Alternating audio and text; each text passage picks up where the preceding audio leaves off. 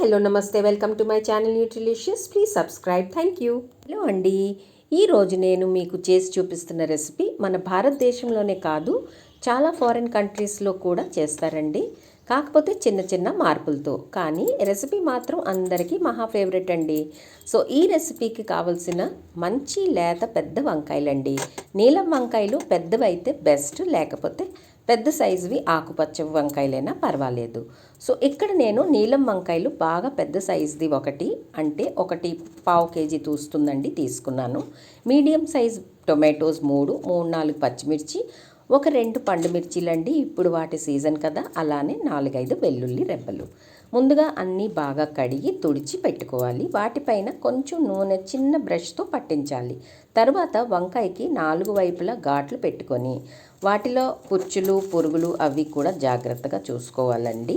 అన్నీ బాగున్నాక ఇప్పుడు ఘాట్లు పెట్టిన గ్యాప్లో పచ్చిమిర్చి వెల్లుల్లి రెబ్బలు అందులో కూర్చుకోవాలి. నెక్స్ట్ స్టవ్ వెలిగించుకొని ఒక వైర్ స్టాండ్ దానిపైన పెట్టి దానిపైన ఈ వంకాయని చక్కగా మంటపై దాని స్కిన్ అంతా నల్లగా మారే వరకు అటు ఇటు తిప్పుకుంటూ కాల్చుకోవాలి.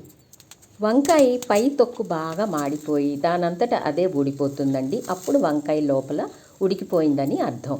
అప్పుడు అది తీసి ఒక ప్లేట్లో చల్లారనివ్వాలి. నెక్స్ట్ మనము టొమాటోస్ని కూడా ఇదే విధంగా కాల్చుకొని వాటి పై తొక్క ఈజీగా వచ్చేస్తున్నప్పుడు టొమాటోస్ని కూడా తీసి ప్లేట్లో చల్లారనివ్వాలి. ఇప్పుడు 2 పండు మిర్చి కూడా కొద్దిగా వేడి తగిలించి తీసుకోవాలి. అన్నీ కూడా ప్లేట్లో కొద్దిగా చల్లారనివ్వాలి. అప్పుడు వాటిపై తొక్క తీస్తే ఈజీగా వచ్చేస్తుందండి. అన్నీ అలా తీసి చాకుతో చిన్నగా ఆ ప్లేట్లోనే లేక చాపింగ్ బోర్డ్ పైనైనా బాగా ఫైన్గా చాప్ చేస్తే స్మూత్ సాఫ్ట్ గుజ్జులా తయారవుతుందండి. గుజ్జుగా అవ్వని వాటిని చాకుతో చిన్న చిన్న ముక్కలుగా కట్ చేసుకొని పక్కన పెట్టుకోవాలి. అలాగే విడిగా ఒక పెద్ద ఉల్లిపాయని చిన్న ముక్కలుగా కట్ చేసుకొని పెట్టుకోవాలి. అల్లం కూడాను చిన్న ముక్కలుగా, వెల్లుల్లి పచ్చిమిర్చి చిన్న చిన్న ముక్కలుగా, కొత్తిమీర సన్నగా తరిగి పెట్టుకోవాలి. ఇక్కడే పుదీనా కూడా వేసుకోవచ్చు. స్టవ్ పైన కడాయి పెట్టి నూనె కాగబెట్టాలి.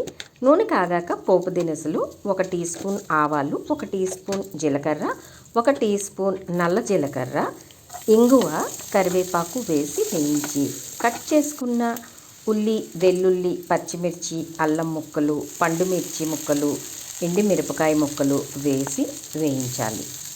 ఇప్పుడు కాల్చిన వంకాయ గుజ్జు టొమాటో గుజ్జుని కూడా వేసి బాగా కలపాలి. అంతా చక్కగా స్మూత్గా పేస్ట్లా తయారవుతుందండి. ఇప్పుడు రుచికి సరిపడా ఉప్పు, పసుపు, పొడి కారం, జీరా ధనియా పొడి వేసి వేయించుకోవాలి.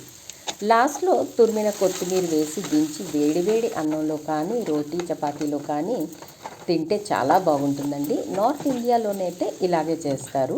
మన సౌత్ సైడ్ కొద్దిగా చింతపండు గుజ్జు కూడా వేసి బాగా వేయించుకొని కొత్తిమీర వేసి దించేయడమేనండి. సూపర్ టేస్ట్ ఉంటుందండి. అస్సలు ఒక్కసారి చేసుకొని తిన్నామంటే చాలా చాలా రుచిగా ఉంటుందండి. వదిలిపెట్టము. వంకాయలు దొరికినప్పుడు తప్పకుండా చేసుకోండి ఫ్రెండ్స్, చాలా బాగుంటుంది. చాలా ఈజీగా సులువుగా తొందరగా అయిపోయే రెసిపీ అండి.